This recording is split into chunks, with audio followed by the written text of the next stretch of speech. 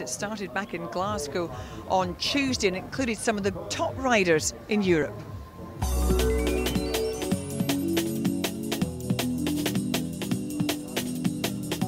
Germany's Andreas Klöden has twice finished second in the Tour de France. He led a strong T-Mobile team. And that included 3 times world time trial champion Michael Rogers of Australia. Also preparing for the World Championships next month was the Belgian national hero and world road race champion Tom Boonen. Now here's a name well known to bike fans, Axel Merckx, son of the legendary Eddie and riding for the Phonak team. Baden Cook with the Unibet team is a stage winner on the Tour de France and won the Green Points jersey 3 years ago. Commonwealth champion Mark Cavendish is best known for his success in the velodrome. Here he joined T-Mobile on the road. And the Great Britain lineup was led by the experienced Roger Hammond, a stage winner in Blackpool last year.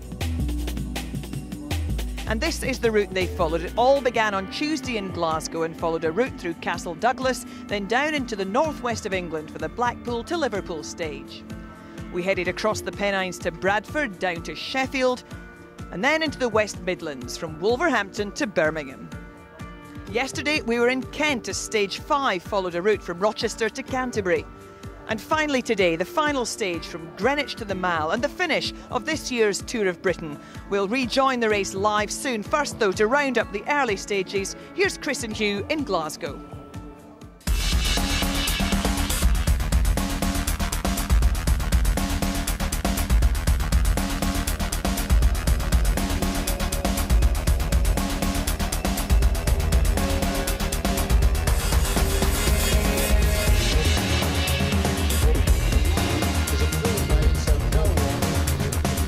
Glasgow is hoping to host more big international sporting events, with the Commonwealth Games in 2014 a distinct possibility.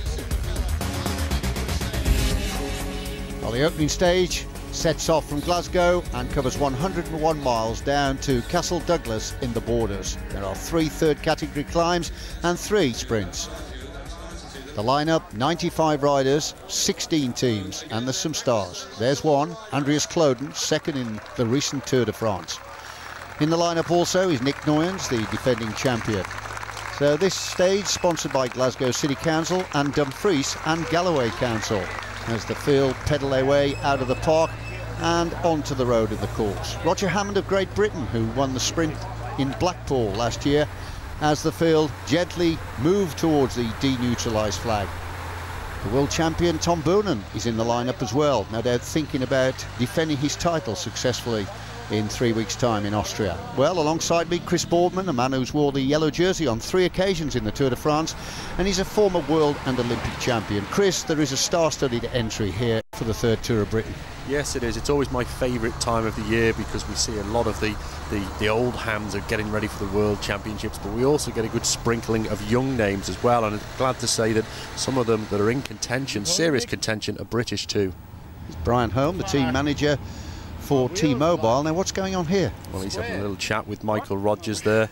Looks like he's just passing the time of day until the action really starts. Michael Rogers, the world time trial champion, he's won that on 3 occasions. Now there's a little breakaway here, slipping away, and it's early in the stage. This is Pedersen, who rides on the CSC team, and there's Matthew Goss of Australia. There he is, he's only 19, that young fella, and Luis Pasamontes of Spain on the Unibet team. Well, they're going to have to be very careful this year, Hugh, because the breakaway got away last year on stage 1, took such a chunk of time that it was all over, so I can't believe they're going to let that get too much today. 4:25 then, the advantage at the moment for the 3 riders, and there's a problem here. It's Rogers again, clearly unhappy.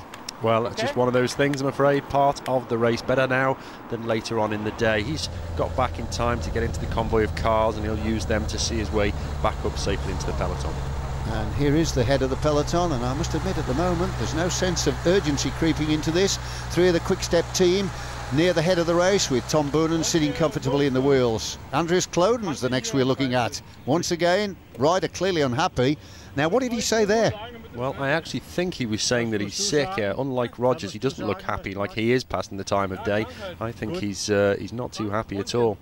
So Klöden looks to me as though he might be climbing off. He was saying to Brian Home, the manager, that he is unhappy. So let's see. He's coming back to the rear of the peloton as we now go back to our leaders. And the little Australian on the outside here, just 19 years of age, a track rider, beginning to gather himself as he goes for his first sprint. And this is at Cumnock, and he takes the 3 seconds. Very convincingly, the track rider as well, so he is very sharp. A little bit of problem with the distance though. So the first time gained by the Australian, and look at the lead, a staggering 11 minutes and 45 seconds. The field are certainly going to have to look sharp if they want to reel this trio back in. There's confirmation of the first sprint. Goss takes the 3 seconds, Pedersen the 2, and Pasamontes the 1. And there we have confirmation, and Andreas Kloten is indeed the first casualty of this year's race.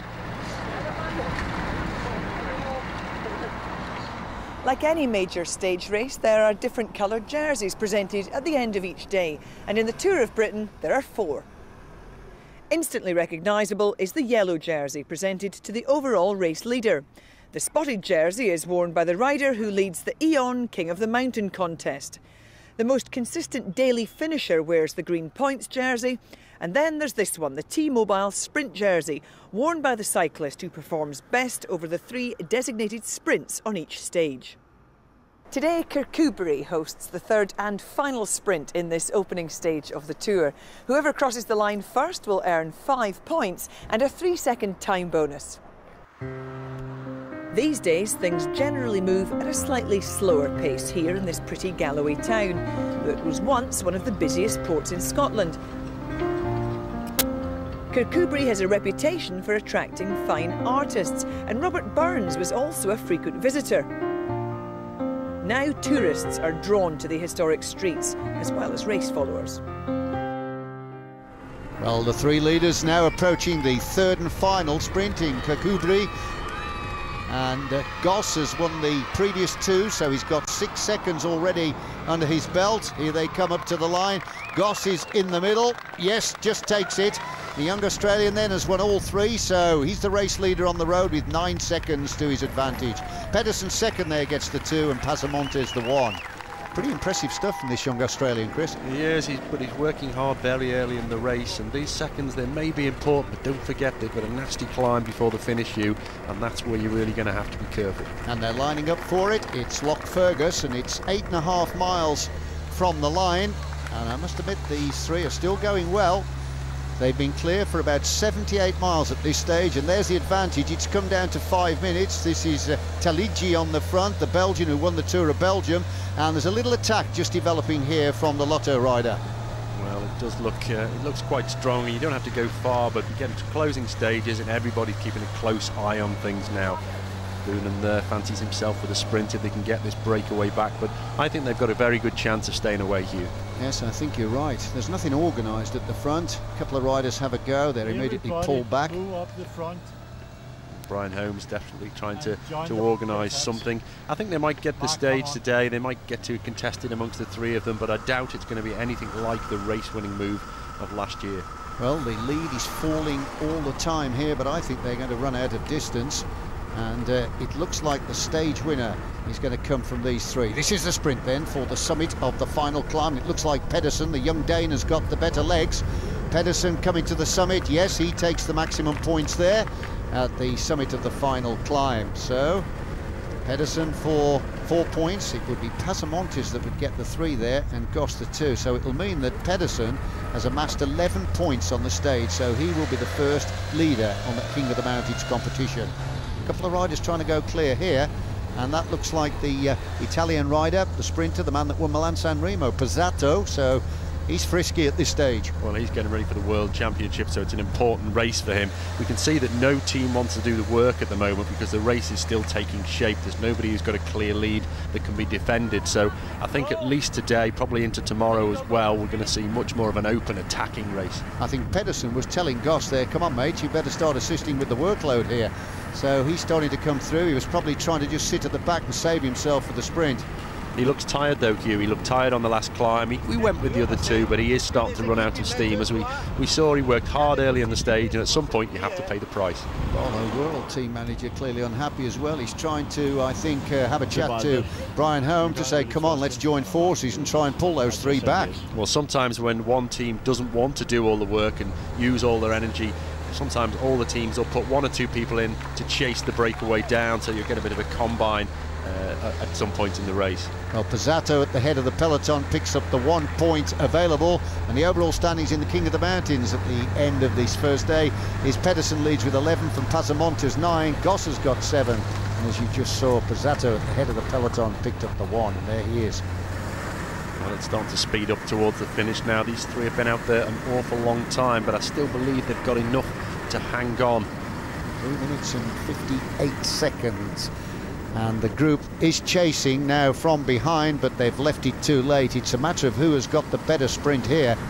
Everybody right, close it, got them, okay. That's Brian Holmes starting to get a little bit nervous now. He wants all his riders up the front, such is the benefit of communications now that they have. And I think that looks like Kaiser here of the Choco Jacques team, who's having a go, but he's going to struggle to close that gap on his own. Here's Ilio Kaiser, fine 6-day track rider. But back with the three leaders, and they're being given information here from the lead car. The advantage that they still hold. Pedersen on the left of our screen, first-year professional, hasn't had a win yet as a pro, as Kaiser continues his lone chase, but I think that is an impossible task for him to bridge that gap, which is almost 3 minutes. He doesn't look committed. I think we're going to see now that the bunch is coming up right behind him. Those three, they can stay. They can very much stay ahead of the game, but they can't afford to take the pressure off. Well, obviously the Great Britain team have decided that they haven't finished with this stage yet, and they're going to do everything they can to bring it back together. I think they might have left it too late though. Now then, 1 kilometre to go. There's the red kite ahead, and they're starting to mess around here, these three. They can lose time by doing this, so it's obvious that nobody wants to take it on from the front, and the man who's in the worst position at this stage is young Matthew Goss of Australia. It seems to be Pedersen who's using his head the most to me. He's not sacrificing that place at the back, which of course gives him the advantage of surprise. The others can't see when he starts the sprint, and the later it gets, the more surprise is important. Well, the finishing straight is pretty hard. It ramps up to the top of King Street, so you've got to time your effort to perfection, but this is just the same as sprinters on the track, isn't it? As they're approaching that finishing straight, let me just tell you that Goss has won 9 seconds so far out on the stage. Pedersen has got 5 and Pasamontes has gone 4. And the bunch, well, they're not bothered at all. They're just riding along a pedestrian style here. Well, I must admit, if I was in Matt Goss's place, I would push on, sacrifice the win and get myself a buffer for the general classification. Still at the front, the Australian. They're coming to the right-hander that will line them up for the finish. They go up Market Hill, top of King Street, and it does ramp up quite fiercely to get your timing spot on here. Goss still on the left. He's in the worst position here, Chris. It's an awful long way to still go to the line for a maximal sprint. I'm surprised that Pasamontes hasn't tried to use that surprise advantage by staying at the back. Pedersen seems to be in control. He's got a good eye on both riders. So it's Goss on the right, Pedersen in the middle, and poised and looking as though he's gathering himself for an attack is the Spanish rider, Pasamontes. So this is the time to get your effort time to perfection, and Pedersen in the middle now, beginning to raise his game here, and the Dane has lifted the tempo significantly. Pasamontes can't get on terms with them. Goss is trying to get up to Pedersen, but Pedersen, the Dane, is going to take the first stage here in Castle Douglas. Pedersen takes it, and the 10-second bonus. What a fantastic sprint. Matt Goss paying for his efforts early in the day, died towards the line, losing that second place to Pasamontes. But Pedersen, what a mature sprint, beautifully done, chose the right gear for the job and trounced the other two. Well, congratulations. An early break. Was it tough to hang on? Yeah, it was pretty tough. We went, after 20 Ks, we went pretty easy in the beginning. And then it was not my idea to go in an early break today, but yeah, off we go, and it was good. Well, here come the bunch, and they're sprinting for 4th place, and they're over 2.5 minutes behind the winner, Pedersen. It's Pozzato in the middle that's leading this one out. Big challenge by Russell Downing of the DFL team, but just look at Chichi here on the extreme right. Cavendish is in the hunt on the left, but Chichi takes it from Pozzato. Downing 6th and Cavendish 7th. So confirmation then of the result in this opening stage. Martin Pedersen of CSC first home ahead of Luis Passamontes and Matthew Goss. Francesco Chichi of Quick-Step leading the bunch, with Russell Downing the first British rider to finish ahead of T-Mobile's Mark Cavendish. Further down came Roger Hammond in 11th, defending champion Nick Noyens was 15th, world time trial champion Michael Rogers in 52nd place, and the world road champion Tom Boonen was 60th over the line. Martin Pedersen then receiving a special trophy donated by the Duke of Buccleuch for the winner of the Scottish stage of the Tour. It's a replica of the first pedal cycle made on the Drumlanrig estate by blacksmith Kirkpatrick Macmillan in 1839. With all the time bonuses taken into account, Martin Pedersen leads Matthew Goss by 2 seconds in the general classification. Luis Passamontes is 5 seconds behind, and the rest are 2 minutes 51 seconds behind. So Pedersen receiving the first yellow jersey of this year's Tour from Patricia Ferguson, Minister for Tourism, Culture and Sport in the Scottish Parliament. Next up then, across the border into northwest England and the bright lights of Blackpool.